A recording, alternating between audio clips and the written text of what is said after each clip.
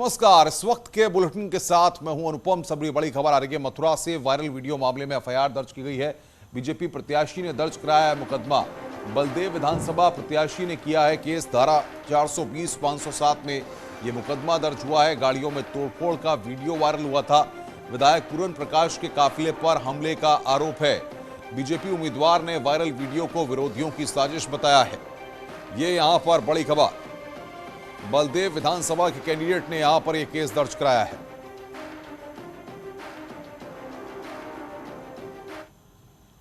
रायबरेली में फर्नीचर की दुकान में आग लग गई। अभी आग के कारणों का पता नहीं चला है।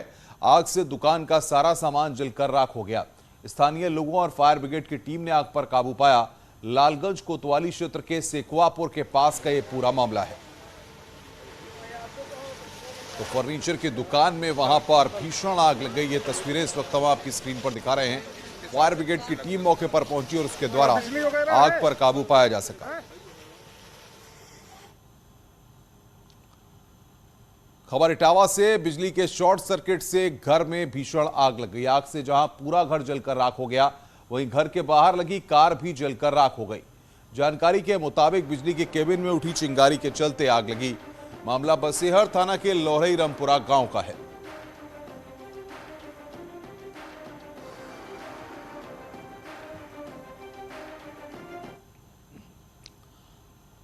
बड़ी खबर कानपुर से आ रही है। रेप आरोपी का एनकाउंटर हुआ है। पुलिस मुठभेड़ में आरोपी गिरफ्तार किया गया है। घायल आरोपी अस्पताल में भर्ती है। कल्याणपुर थाना के 12 सिरोही में यह मुठभेड़ हुई है। बच्ची के साथ दुष्कर्म का है आरोपी। रेप आरोपी का एनकाउंटर हुआ है। इस वक्त की बड़ी खबर। पुलिस मुठभेड़ में आरोपी गिरफ्तार किया गया है। इस वक्त की बड़ी खबर हम आपको बता रहे हैं। बच्ची के साथ दुष्कर्म का है आरोपी। रेप आरोपी का एनकाउंटर। पुलिस मुठभेड़ में आरोपी को गिरफ्तार किया गया है। मुख्यमंत्री योगी आदित्यनाथ आज ग्रेटर नोएडा के दौरे पर रहेंगे। ग्रेटर नोएडा में दोपहर 3:15 बजे वो जिम्स अस्पताल कासना में तैयारियों का जायजा लेंगे और कोविड मैनेजमेंट को लेकर मीडिया से बातचीत करेंगे। तो जिम्स अस्पताल का निरीक्षण आज मुख्यमंत्री को करना है। कोरोना कंट्रोल की तैयारियां परखेंगे मुख्यमंत्री। सीएम योगी का ग्रेटर नोएडा का दौरा है। जिम्स अस्पताल पहुंचेंगे और वहां पर निरीक्षण करेंगे।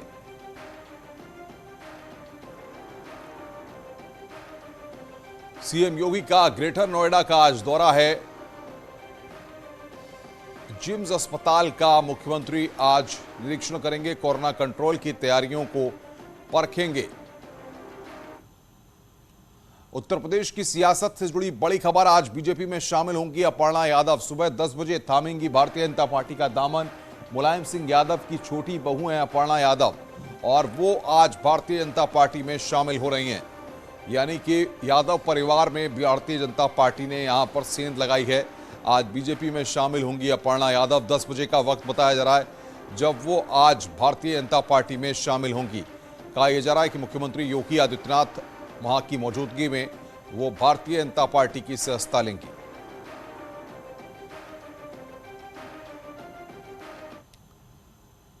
यूपी विधानसभा चुनाव में बीजेपी के टिकटों के बंटवारे को लेकर आज दिल्ली में बीजेपी संसदीय बोर्ड की बैठक होगी।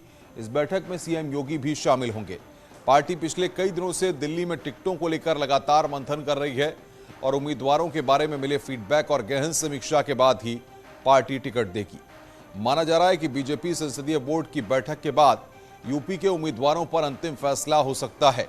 इससे पहले कल भी करीब 5 घंटे तक बीजेपी कोर ग्रुप की बैठक हुई है, जिसमें गोरखपुर और काशी क्षेत्र के टिकटों को लेकर चर्चा हुई।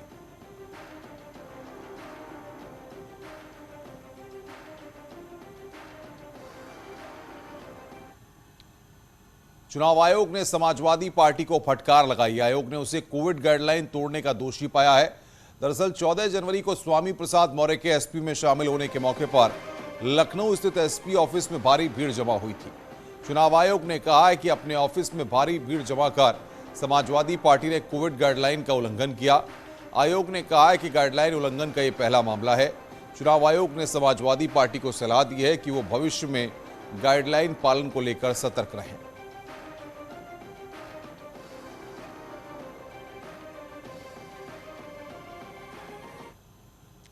विधानसभा चुनाव में वोटरों को रिझाने के लिए समाजवादी पार्टी आज से एक अनोखा अभियान चलाने जा रही है।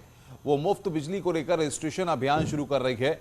इसमें कहा गया है कि जिन्हें 300 यूनिट मुफ्त बिजली चाहिए वो अपना नाम रजिस्टर कराएं। इस अभियान के तहत समाजवादी पार्टी के कार्यकर्ता घर घर जाएंगे और लोगों से फॉर्म भरवाएंगे। बता दें कि अखिलेश यादव ने घरेलू उपभोक्ताओं को हर महीने 300 यूनिट बिजली मुफ्त देने का ऐलान किया है।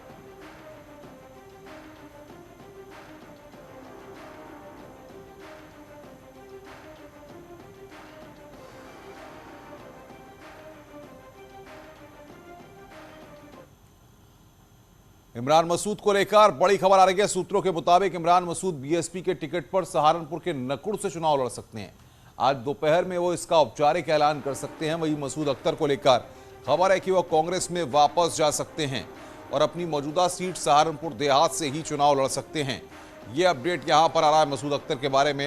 इमरान मसूद के बारे में कहा जा रहा है कि वो एसपी छोड़कर बीएसपी में जा सकते हैं और वहां से नकुड़ से वो चुनाव लड़ सकते हैं।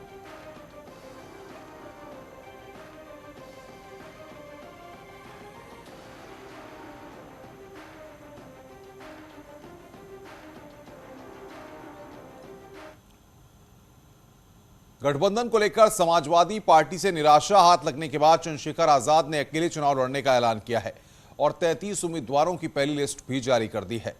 आजाद समाज पार्टी राज्य की सभी 403 विधानसभा सीटों पर चुनाव लड़ेगी। चंद्रशेखर आजाद ने अखिलेश यादव के साथ गठबंधन न करने की बात कही, लेकिन यह भी साफ किया कि अखिलेश से उनकी कोई लड़ाई नहीं है।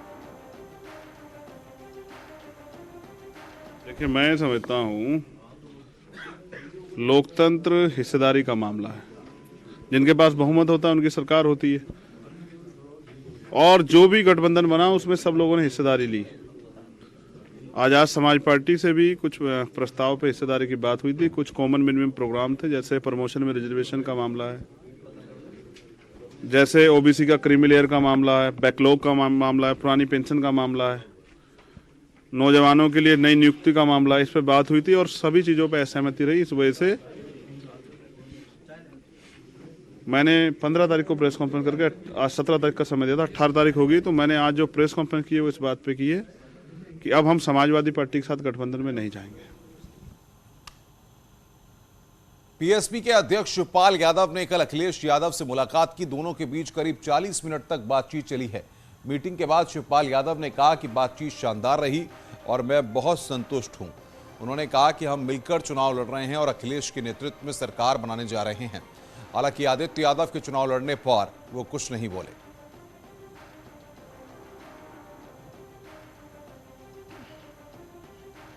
बहुत अच्छी मुलाकात हुई। मैं संतुष्ट हूं।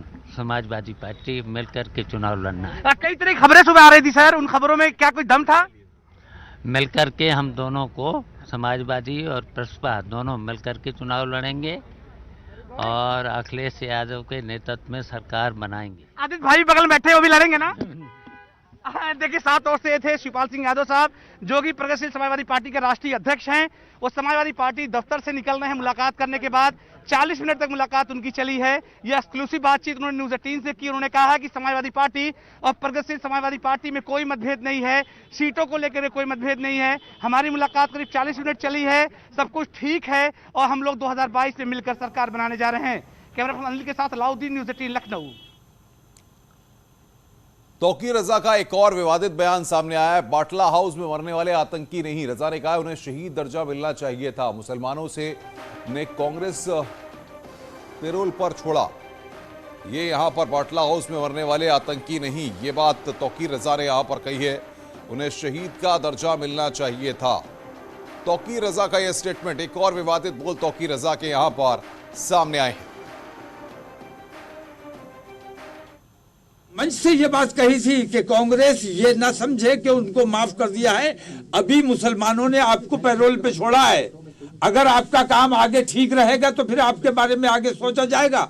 लेकिन उन्होंने समझा अब हमारी सरकार बन गई। उन्होंने मुझसे कहा था कि सरकार बनने के बाद हमारा पहला फैसला होगा कि हम बटला हाउस इनकाउंटर की जांच कराएंगे। अगर बटला हाउस इनकाउंटर की जांच करा ली होती, दुनिया को पता चल जाता कि जो मारे गए वो आतंकवादी नहीं थे, उनको शहीद का दर्जा मिलना चाहिए। जो इंस्पेक्टर शर्मा मारे गए उस इनकाउंटर में, उनका कत्ल हुआ, उनको भी उनकी पुलिस ने मारा था, जांच नहीं कराई गई। इटावा में डॉक्टर से मरीज बनकर लूट की वारदात को अंजाम देने वाले 3 आरोपियों को पुलिस ने गिरफ्तार किया है। मामला पचाए गांव थाना इलाके के जैतपुरा गांव का है। जानकारी के मुताबिक 30 दिसंबर को गांव के डॉक्टर से मरीज बनकर आरोपियों ने लूट की वारदात को अंजाम दिया था। गिरफ्तार किए गए आरोपी राहुल, सर्वेश और धर्मेंद्र के कब्जे से लूट के सामान के साथ साथ 2 बाइक, 3 तमंचा, 12 कारतूस, 3 मोबाइल बरामद किए गए हैं। डॉक्टर हैं, उनके यहाँ एक लूट की घटना हुई थी, जिसमें उनके यहाँ से एक सोने की अंगूठी 4 बदमाशों द्वारा लूट की घटना की गई थी, जिसमें से 3 अभियुक्त गिरफ्तार किए गए हैं। उनसे 3 तमंचा और कारतूस बरामद किया गया है। कानपुर में धर्म परिवर्तन को लेकर एक बार फिर सवाल उठने लगे हैं। कल्याणपुर इलाके में एक महिला ने अपने पति पर जबरन धर्म परिवर्तन का दबाव डालने का आरोप लगाया। महिला का दावा है कि इलाके में पूरा गैंग है जो धर्म परिवर्तन कराता है। महिला के मुताबिक बड़े बड़े सपने दिखाकर लोगों का धर्म परिवर्तन कराया जाता है, उनका धर्म बदलवाया जाता है। वहीं पुलिस ने पूरे मामले की बारीकी से जांच करने का दावा किया है। मैंने सारे नंबर, जितने भी कांटेक्ट नंबर थे मुस्लिमों के, कुछ कानपुर के, कुछ अजमेर के, मैंने सारे नंबर निकाल के पुलिस को दे दिए हैं। हम चाहते हैं कि इसकी जांच की जाए। कौन है ये लोग, क्या करते हैं ये सब मिलके? ये सब मुस्लिम होंगे और सर धर्म परिवर्तन करवाना, घर परिवार से दूर करना। ये कहते थे कि हम लोग अजमेर जाके रहेंगे, वहाँ पे हम मलंग बन जाएंगे, हमारा खर्चा सब वो लोग उठाएंगे। और एक से बड़े लोग पड़े हुए हैं कि जो वहाँ पे रहते हैं उनका खर्चा उठाते हैं, बच्चे पढ़ रहे हैं, वहाँ पे कोई दिक्कत नहीं होगी, हम लोग को कमाने खाने की जरूरत नहीं रहेगी। एक दिन पहले पति पत्नी में झगड़े की बात आई थी, जिस पर थाना स्थानीय पुलिस ने आरोपी लड़के का 151 में चालान कर दिया था। इस संबंध में अभियोग पंजीकृत कर जांच की जा रही है और जो सही तथ्य निकल करके आएगा कि इनका पारिवारिक विवाद है या वास्तविक कोई मामला है, उसके अनुसार अग्रिम विधिक कार्रवाई की जाएगी।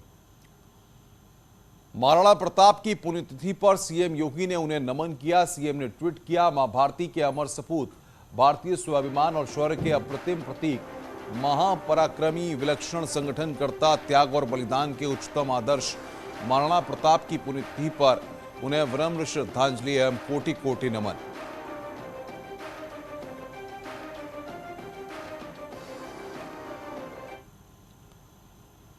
खबरें और भी हैं, फिलहाल रुक रहे हैं एक ब्रेक के लिए। ब्रेक के बाद जल्द हाजिर होते हैं।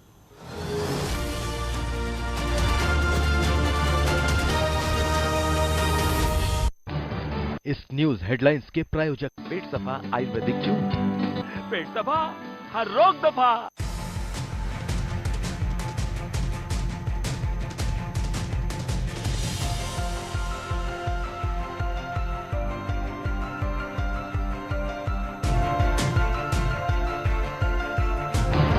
इस न्यूज हेडलाइंस के प्रायोजक पेट सफा आयुर्वेदिक जूस। पेट दफा, हर रोग दफा। कोतवाली में विवाद बढ़ गया, लोगों ने सड़क जाम कर दी, प्रशासन और कार्रवाई की मांग करने लगे। जब पुलिस प्रशासन ने लोगों को हटाने की कोशिश की तो हंगामा शुरू हो गया। गुस्साए लोगों ने पुलिस पर पथराव भी किया। प्रदर्शनकारियों ने हंगामा करते हुए जमकर हुड़दंग किया। तस्वीरों में जान बचाकर भागते दिखे पुलिस वाले। इटावा में पुलिस ने मरीज बनकर लूटने वाले 3 आरोपियों को गिरफ्तार किया है। हरदोई में भारतीय मजदूर किसान संगठन दशहरी के राष्ट्रीय और जिलाध्यक्ष पर एफआईआर, महामारी एक्ट के तहत दर्ज हुआ मुकदमा। मेरठ में लाखों की लूट का पुलिस ने किया खुलासा। 4 आरोपियों को पुलिस ने गिरफ्तार किया। आरोपियों से लाखों रुपए बरामद। बहराइच में मजिस्ट्रेट के सामने 2 पक्षों में चली ईंट पत्थर पथराव में नायब तहसीलदार की गाड़ी टूटी, 2 लोगों की हालत नाजुक। मेरठ में गुस्साए लोगों ने पुलिस चौकी पर किया हमला। 25 लोगों के खिलाफ मुकदमा दर्ज, 2 लोग गिरफ्तार। फतेहपुर में संदिग्ध हालत में एक शख्स में पुलिस ने पोस्टमार्टम के लिए भेजा। कहा रिपोर्ट आने के बाद साफ होगी वजह। कानपुर देहात में नेशनल हाईवे पर ट्रक चालक से लूट का खुलासा। 4 बदमाशों ने ट्रक चालक से की थी 3 लाख रुपए की लूट। इटावा में सर्दी से बचने के लिए जलाव गए अलाव से घर में लगी आग। एक जीनियस की पहचान छोटी उम्र से ही हो जाती है, यही हमने देखा अपनी पहल बायजूस यंग जीनियस सीजन 2 के पहले एपिसोड में। आइए देखते हैं इसी की कुछ झलकियां।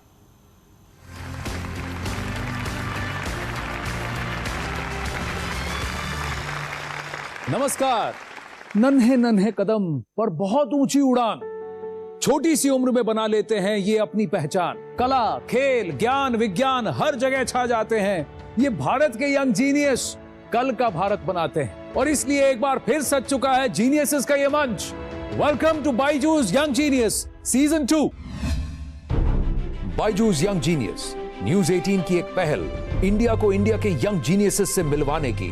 अलग अलग फील्ड्स में अपनी प्रतिभा के झंडे गाड़ चुके ये यंग जीनियसेस अब आ रहे हैं अपनी कहानियां आपके संग बांटने।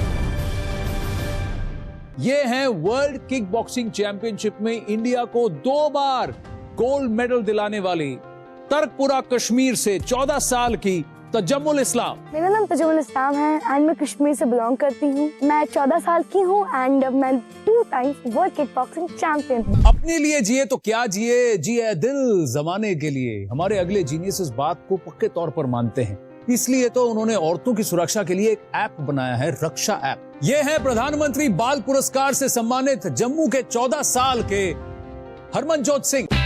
मेरा नाम हरमनजोत सिंह है, मैं 14 इयर्स ओल्ड हूँ। मेरे बेस्ट फ्रेंड्स है फिजिक्स, कंप्यूटर्स और मैथमेटिक्स।